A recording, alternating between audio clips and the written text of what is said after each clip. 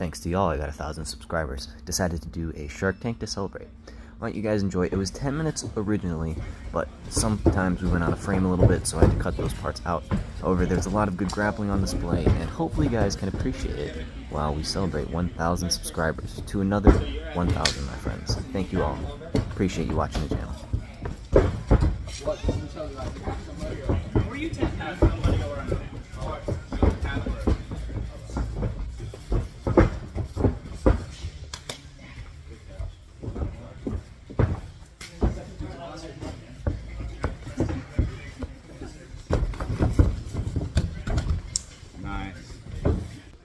So right here, the guy running the Shark Tank was telling my opponent not to grab my gi pants.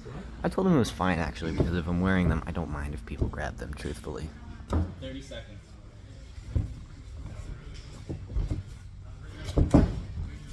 As you'll see very shortly, having the back of your opponent is something that I very much like to do, even if it means I need to climb a little bit.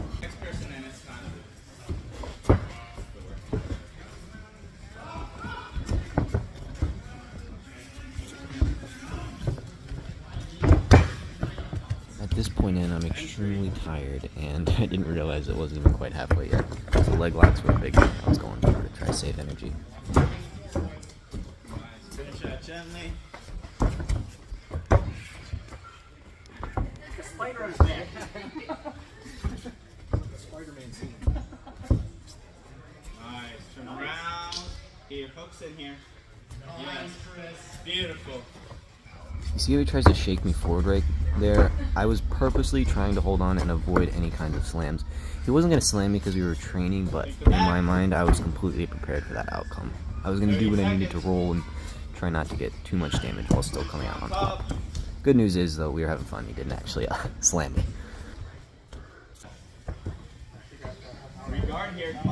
So much fun to fight out of bottom side control and back control, especially when you're tired. Gotta love it. Straight from bottom out. Have to get back to half guard. Back to half guard. The biggest thing preventing me from making forward progress right now is that gift wrap grip. It's very difficult to strip off. I'm not getting in any danger of submissions, but it's hard to move and roll out. I slipped the armbar to get out, but if I'm being honest, I don't think I would have escaped that had my opponent not gone for an attack. I think he could have helped me there if he wanted to.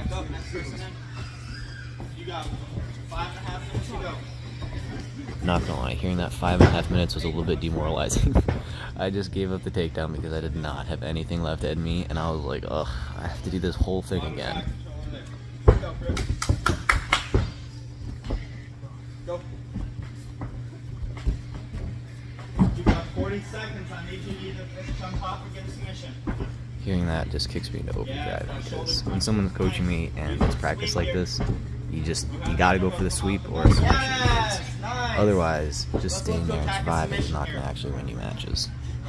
It's nice in a Shark Tank to try to survive, but it's not the best kind of practice. That was a sloppy armbar just because I needed to go for something. 15 seconds here. And we go into the legs with a heel hook. Low energy. Still effective. 4.5 minutes. You got 10 seconds off. 10 seconds off. This was the best 10 seconds of my entire round. Doesn't look like it, but I recovered quite a bit. Go!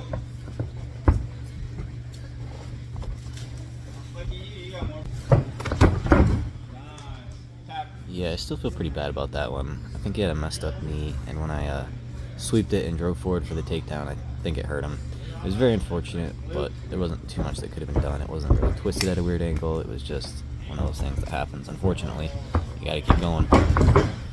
More of me getting taken down, by the way, because it's always fun to watch. Trying to frame, trying to make something happen, but I'm gonna be honest, it is not fun to be in that position. Standing up kind of helps, but yeah, it only helps if you're good at standing up. If you watch my last video where I talk about the will to kill in Brazilian Jiu-Jitsu, I know I could put him to sleep here with this guillotine, and I let go about when I feel a tap / when I think he's starting to go out. But yeah, no, I just end up giving him the escape because apparently he didn't tap all the way, which was no big deal. This is mostly about training anyways. However, I was very much thinking about whether or not he was going to continue to stay awake had I applied that choke. 5 seconds. Time. My favorite boy coming in when I'm tired. At least he's lighter than me, man. So these were some of the things the camera was doing, was just not being in frame when it needed to be, which, you know, hopefully isn't too bad, and you guys were able to get enough of the 10-minute round through my edits.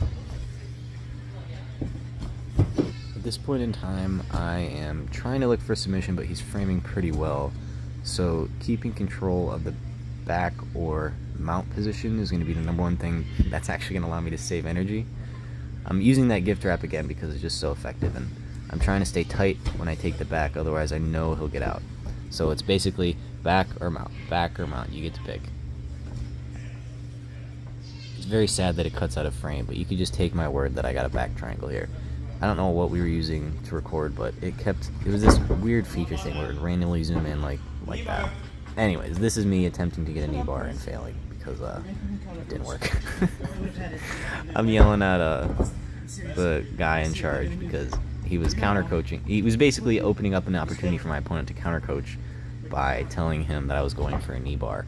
And he's like, well, your opponent, you should be able to do it even if your opponent knows what you're doing. And I was like, fair, you're right, but I'm exhausted and I would have much rather had that cheeky knee bar if you didn't say anything. It was alright though, it was all in good fun.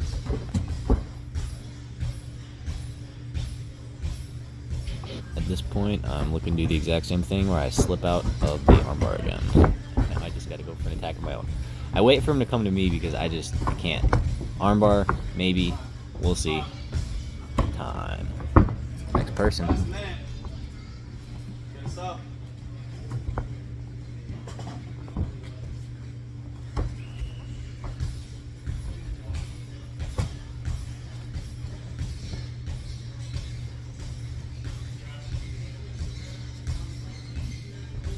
Come up on that. Nice. Here, up. Time. Thanks for watching. Here's to another 1,000.